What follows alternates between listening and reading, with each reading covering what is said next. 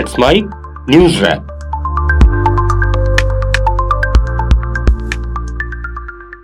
Let's Mike news wrap में अब सुनते हैं दिन भर की अहम खबरें सिर्फ 10 मिनट में। भारतीय जनता पार्टी ने बिहार विधानसभा चुनाव के लिए 18 उम्मीदवारों की तीसरी सूची जारी कर दी है। इसके साथ ही भाजपा ने राष्ट्रीय जनतांत्रिक गठबंधन के सीट बंटवारे में अपने हिस्से आई सभी 101 सीटों पर प्रत्याशी घोषित कर दिए हैं। पार्टी ने नरकटियागंज से संजय पांडे, चनपटिया से उमाकांत सिंह और चिरैया से लाल बाबू प्रसाद गुप्ता को प्रत्याशी बनाया है। बीना देवी कोचाधामन सीट से, सतीश कुमार यादव राघोपुर से और मुरारी पासवान पीरपैंती से चुनाव लड़ेंगे। इधर बिहार विधानसभा चुनाव के लिए जेडीयू ने भी अपनी दूसरी लिस्ट जारी कर दी, जिसमें 44 प्रत्याशियों को टिकट दिया गया है। नीतीश के घर के बाहर धरना देने वाले गोपालपुर के मौजूदा विधायक गोपाल मंडल का टिकट काटकर उनकी जगह बुलो मंडल को उतारा गया है। लिस्ट में 37 पिछड़े, 22 अति पिछड़े, 22 सामान्य, 15 अनुसूचित जाति, 4 अल्पसंख्यक और 1 अनुसूचित जनजाति के प्रत्याशी शामिल हैं। 13 महिलाओं को भी मौका मिला है। कुशवाहा समाज को 13, कुर्मी समाज को 12 और राजपूत समाज को 10 टिकट दिए गए हैं। राजद छोड़कर आई विभा देवी को नवादा और निर्दलीय सुमित सिंह को चकाई से टिकट मिला है। कुल मिलाकर 101 प्रत्याशियों में ओबीसी के 37, अति पिछड़ा वर्ग 22, सामान्य 22, अनुसूचित जाति 15, मुस्लिम 4 और अनुसूचित जनजाति का 1 प्रत्याशी है। इधर बसपा सुप्रीमो मायावती ने 88 प्रत्याशियों की सूची जारी की है। उन्होंने प्रचार के लिए 40 स्टार प्रचारकों का नाम भी उजागर किया है। बिहार विधानसभा चुनाव में महागठबंधन में सीट बंटवारे का गतिरोध टूटने की उम्मीद बंधी है। कांग्रेस नेता राहुल गांधी और अध्यक्ष मल्लिकार्जुन खड़गे ने आरजेडी प्रमुख लालू प्रसाद यादव से फोन पर बात की ताकि सीट शेयरिंग पर सहमति बने। पहले आरजेडी ने कांग्रेस को 52 सीटें ऑफर की थीं, लेकिन कांग्रेस ने 60 की मांग की थी। अब 61 सीटों पर सहमति की खबरें हैं। कुछ प्रमुख सीटों जैसे काहलगांव, नरकटियागंज पर विवाद बाकी है। पहले चरण की नामांकन की अंतिम तारीख कल है और तेजस्वी यादव ने राघोपुर से नामांकन भर दिया है। बाकी सीटें वाम दलों और अन्य सहयोगियों को मिलेंगी। गुजरात के गांधीनगर में मुख्यमंत्री भूपेंद्र पटेल के आवास पर हुई अहम बैठक के बाद राज्य के सभी 16 मंत्रियों ने अपना इस्तीफा सीएम को सौंप दिया। बीजेपी प्रदेश अध्यक्ष जगदीश विश्वकर्मा के नेतृत्व में यह सामूहिक इस्तीफा हुआ, जिसे अब राज्यपाल को भेजा जाएगा। मंत्रिमंडल विस्तार की प्रक्रिया अंतिम चरण में है और नए मंत्रिमंडल का शपथ ग्रहण समारोह 17 अक्टूबर को गांधीनगर के महात्मा मंदिर में होगा। सभी की नजरें अब नए मंत्रिमंडल की घोषणा पर टिकी हैं।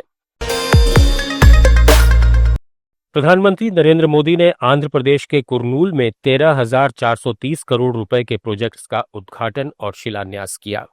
इस मौके पर मोदी ने कहा कि 2047 में जब आजादी के 100 साल होंगे तब भारत विकसित भारत होकर रहेगा। मैं दावे से कहता हूं कि 21वीं सदी हिंदुस्तान की 140 करोड़ हिंदुस्तानियों की सदी होने वाली है। आज दुनिया भारत को 21वीं सदी के नए मैन्युफैक्चरिंग सेंटर के रूप में देख रही है।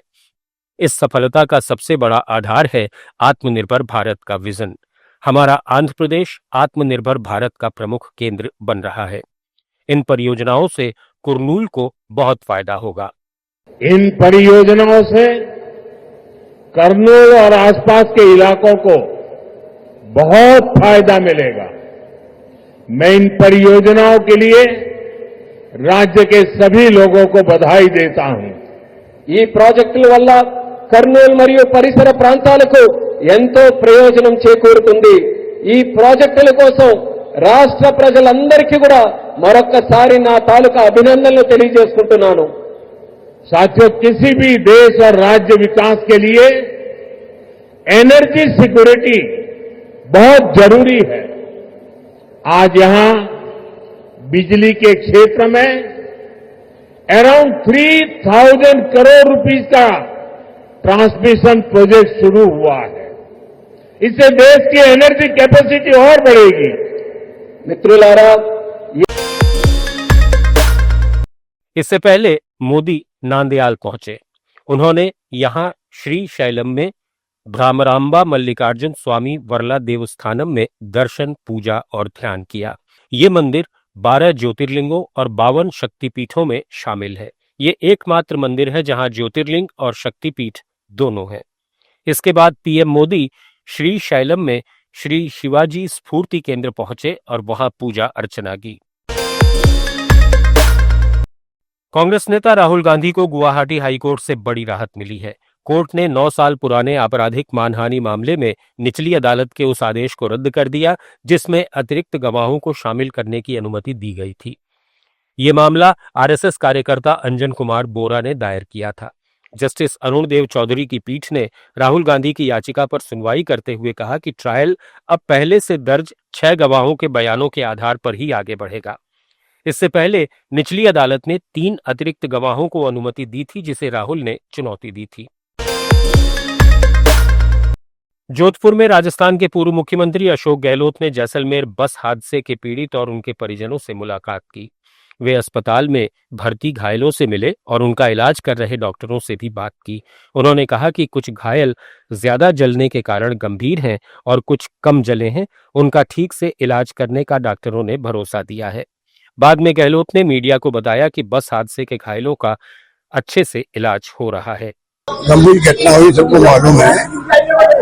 20 लोग मर गए हैं, एक बच्चा और मर गया। हम सबसे मिल के आए हैं मरीजों से। जो ज्यादा बर्न है उनकी चिंता है, कुछ वेंटिलेटर पे भी है और कुछ कम बर्न है, उनके लिए पूरी तरह इलाज हो रहा है ढंग से। हम बात करते आए हैं, उम्मीद करते होने के लोग बच जाएंगे। पर बर्न के केस ऐसे होते हैं जो एकदम मालूम नहीं पड़ता है, पर डॉक्टर विश्वास दिलाया कि हम पूरी तरह लगे हुए हैं। 30-40 बेड है या 10-20 बेड है, तो तमाम लोगों के लिए इलाज ढंग चल रहा है।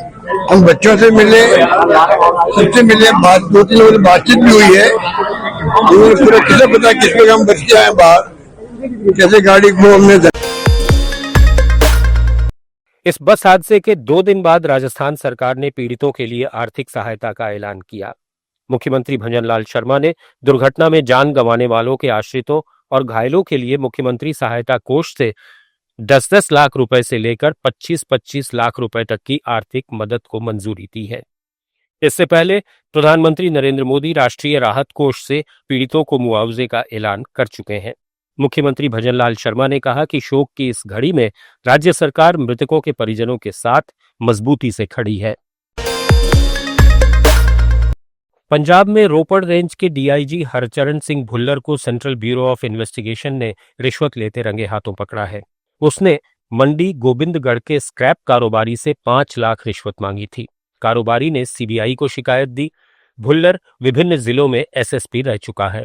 रोपड़ रेंज में तैनाती के दौरान ही कई अवैध कार व्यापार के मामले सामने आए थे, जहां चेसिस नंबर बदलकर स्क्रैप गाड़ियां बेची जा रही थीं। सूत्रों के मुताबिक भुल्लर इन मामलों को दबाने के लिए रिश्वत लेता था। हरचरण सिंह भुल्लर 2007 बैच का आईपीएस है। धनतेरस से पहले भारतीय शेयर बाजार में जोरदार उछाल देखने को मिला। सेंसेक्स 862 अंक चढ़कर 83,467 और निफ्टी 261 अंक बढ़कर 25,558 पर बंद हुआ। नेस्ले इंडिया, टाटा कंज्यूमर और कोटक महिंद्रा बैंक जैसे शेयरों में तेजी रही, जबकि एचडीएफसी लाइफ और सन फार्मा में गिरावट देखी गई। विशेषज्ञों का कहना है कि दूसरी तिमाही के मजबूत नतीजों और ग्लोबल ब्याज दरों में कमी से बाजार में शॉर्ट टर्म में तेजी बनी रह सकती है। हालांकि अमेरिका भारत टैरिफ तनाव और एफआईआई की बिकवाली बाजार पर दबाव डाल सकती है। निवेशक रियल्टी, बैंकिंग और मेटल सेक्टर पर नजर रख सकते हैं। इंदौर में ट्रांसजेंडर समुदाय के करीब 24 लोगों ने एक साथ फिनाइल पीने का दावा किया है, जिसके बाद उन्हें एक सरकारी अस्पताल में भर्ती कराया गया। सरकारी महाराजा यशवंतराव अस्पताल के प्रभारी अधीक्षक डॉक्टर बसंत कुमार निंगवाल ने एक न्यूज एजेंसी को बताया कि ट्रांसजेंडर समुदाय के 25 लोगों को हमारे अस्पताल में भर्ती कराया गया है। उन्होंने एक साथ फिनाइल पीने का दावा किया है, लेकिन इसकी तत्काल पुष्टि नहीं हो पाई है। किसी भी मरीज की हालत गंभीर नहीं है। न्यूज रैप में फिलहाल इतना ही। जुड़े रहिए लेट्स माइक के साथ।